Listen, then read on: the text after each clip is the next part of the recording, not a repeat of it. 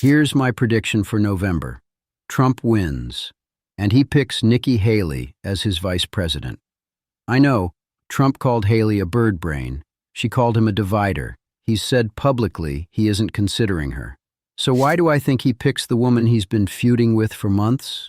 Because politics is theater, and because the math of American elections runs through one specific group of voters, and Nikki Haley is the key that unlocks them. For the same reason, Kamala Harris was the key in 2020. Let me walk you through it. 2020 was the largest turnout in American history since 1900. 2 out of every 3 American adults voted. 81 million for Biden, 74 million for Trump. It looks lopsided. It wasn't. Because of the Electoral College, the actual margin of victory was about 65,000 votes across key battleground states. Flip those, and Trump wins. So the question is, who showed up for Biden, and will they show up again? Black voters. 91% went for Biden, 8% for Trump. 2 reasons.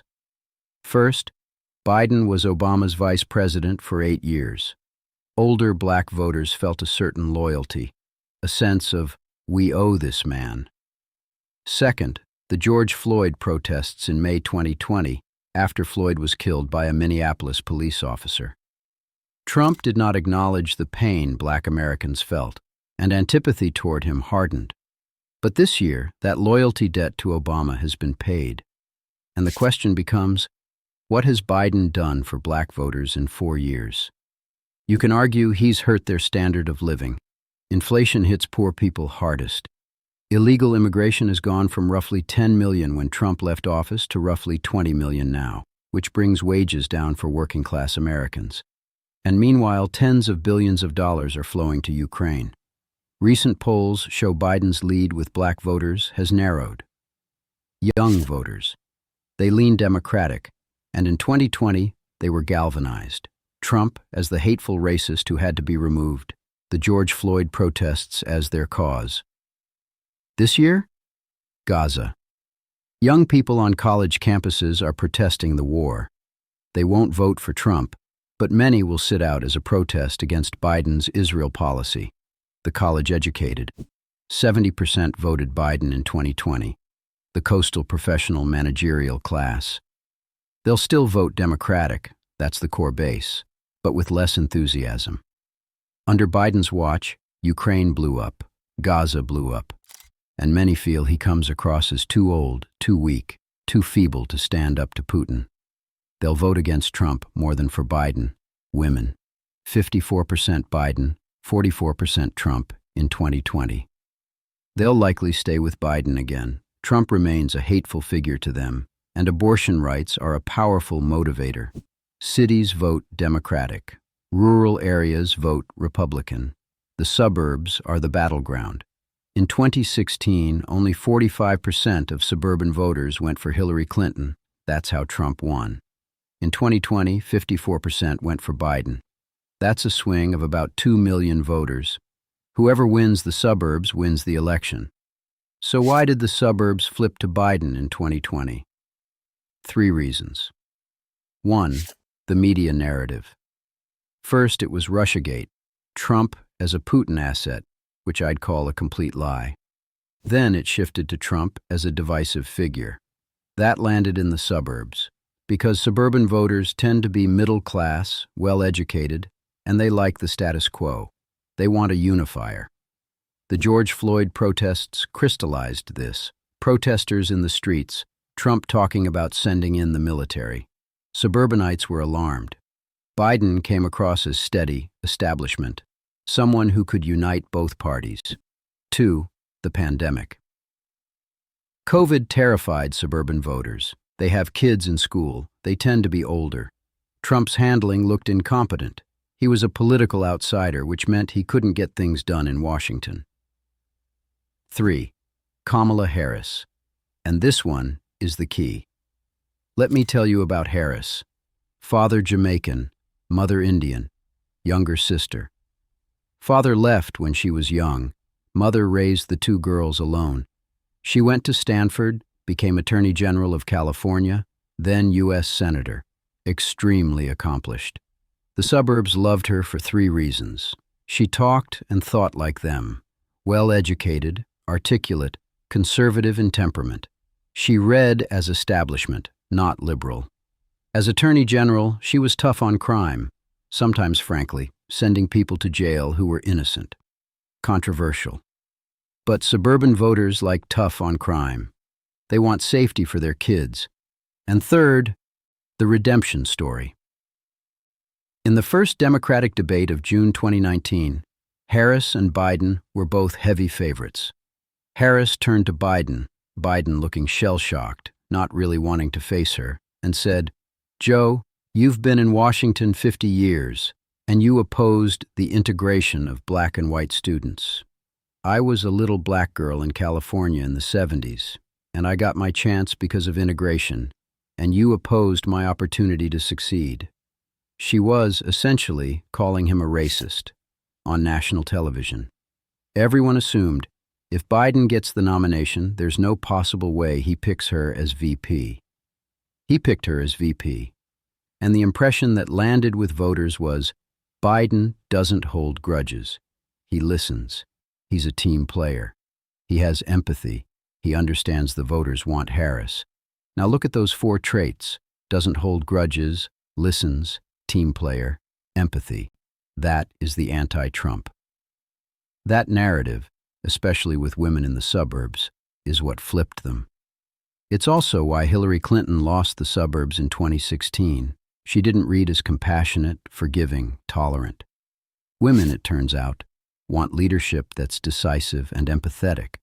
That's how Biden won. So what can Trump do this year? He can run the exact same play. And there's a candidate sitting right there to run it with, Nikki Haley. Haley's parents are Indian immigrants. Her family wasn't wealthy. She worked her way up to 2 terms as governor of South Carolina, then joined the Trump administration as UN ambassador in 2016. Here's the critical detail. When Haley ran against Trump in the Republican primary, one demographic loved her, voted for her in droves. College-educated suburban women, exactly the group Trump needs to win back. If Trump puts Haley on the ticket, he can swing the suburbs. But there's a problem. They had a nasty fight during the primary. Haley said Trump is a divisive figure. The country needs a unifier. That's why I'm running. Trump, being Trump, fired back and called her a bird brain. Stupid. So you look at this and think, there's no way. Haley isn't loyal, and Trump prizes loyalty. Trump holds grudges. He doesn't listen. He's not a team player. He lacks empathy. There's no way he picks her. This past week, there were reports Haley is under consideration. Trump came out and said he is not considering Nikki Haley. But ask yourself, if in August, at the Republican convention, he picks her anyway, how does that land? The media will report, Trump called her a bird brain. Trump said, never. And here he is picking her. The narrative writes itself. He's a changed man. He's grown. The whole critique of Trump has been that he's divisive, immature, incapable of growth.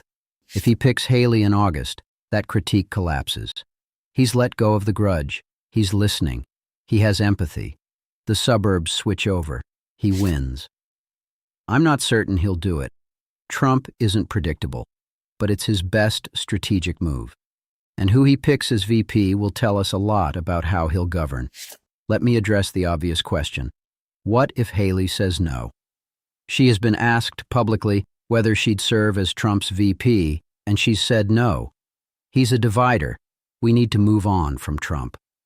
Remember when we studied Trump's personality and we looked at his WWE days? Vince McMahon, the billionaire owner of WWE, challenges Trump to a fight on stage. Politics is the same thing. It's theater. What Haley and Trump are doing is performing as bitter enemies. So the reconciliation lands as drama. 2 facts most people forget. 1. Haley served under Trump from 2016 to 2018 as UN ambassador, and by all accounts, they got along well. Trump actually considered dropping Mike Pence and putting Haley on the ticket in 2020. 2. Successful politicians are first and foremost opportunists.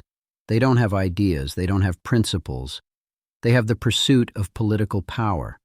Why would Haley accept VP after everything? Because VP is one step from the presidency. If anything happens to Trump, she's president. And in 4 years, she runs as the Republican nominee. That's how politicians work. They'll do anything for political power. Just like rich people will do anything for money, just like celebrities will do anything for fame. Now, who is Haley, and what would she actually do as VP? Here's a number that should get your attention. When Haley left political office in 2018, she had nothing in her bank account. Today, she has $10 million in the bank and lives in a $5 million mansion. Where did the money come from? A lot of it came from an organization called United Against Nuclear Iran. Their primary purpose is to create conflict between the United States and Iran. They go after any company or individual doing business with Iran. Aggressively anti-Iran. One of their main donors was Sheldon Adelson, the late casino billionaire who owned Las Vegas Sands, extremely pro-Israel, and the main political and financial patron of Benjamin Netanyahu. Adelson backed both Netanyahu and United Against Nuclear Iran. United Against Nuclear Iran paid Haley a lot of money. In 2019, Haley joined the board of Boeing, a weapons manufacturer that makes airplanes but also makes bombs and missiles. They love war. She was paid $300,000 to sit on the board. She's also given speeches to Christians United for Israel. That's the 7 million-strong evangelical organization we've discussed before. The dispensational pre-millennials who believe a war between Israel and Iran will bring Jesus back to earth and establish the kingdom of heaven. They want as much conflict in the Middle East as possible, added up. If Haley becomes vice president, her main responsibility will be to agitate for war against Iran. She'll be the voice in the White House, escalating tensions with Tehran. One more telling detail. In January 2024, after the primary was effectively over and Trump had won, Haley raised more money than Trump did, about $12 million to his $11 million. The only explanation is that her donors knew she couldn't beat him. They were keeping her in the race, keeping her visible, positioning her for the VP slot. Even after dropping out, she's still pulling 25 to 33% of Republican primary votes. She reads as the popular establishment alternative. Final question, what can Biden do to counter this? He has well-paid professional strategists. They can see all of this. Here's the answer. Go back to 2020. In April and May of that year, if you'd asked me, I'd have told you Biden had no chance. He'd run for president twice before and lost both times. He lacks charisma.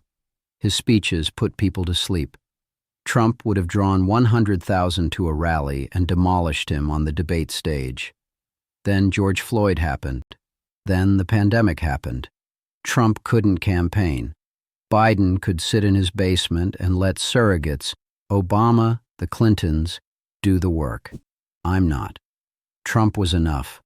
Biden learned the wrong lesson. He learned, sit in the basement, make no mistakes, let the surrogates carry it, and I'm not Trump will win. But in 2020, Americans had 4 years of Trump and knew he sucked. Now they've had 4 years of Biden, and Biden sucks too. The contest is now, who sucks more? When neither side is enthusiastic, the side whose base feels more strongly turns out.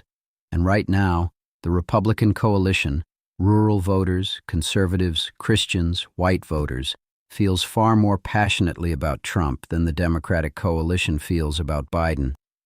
Biden has no strategy, because he didn't have one in 2020 either, and he won anyway. And at 81, he doesn't have the energy to become a different kind of candidate. It's easier to pray that I'm not Trump delivers one more time. I'm not certain Trump wins. I'm not certain Haley is the VP pick. It might be J.D. Vance, and the thing to know about Vance is he's intensely loyal to Trump. That's a real possibility. So why predict it all? Because the way we think critically about the world is by building analytical models and testing them against reality. If Trump picks Vance, or if Trump loses in November, that's not a failure, that's information. I take it back to the model and refine it. That's the discipline. Predict, test, refine. Next week, we go to the next layer.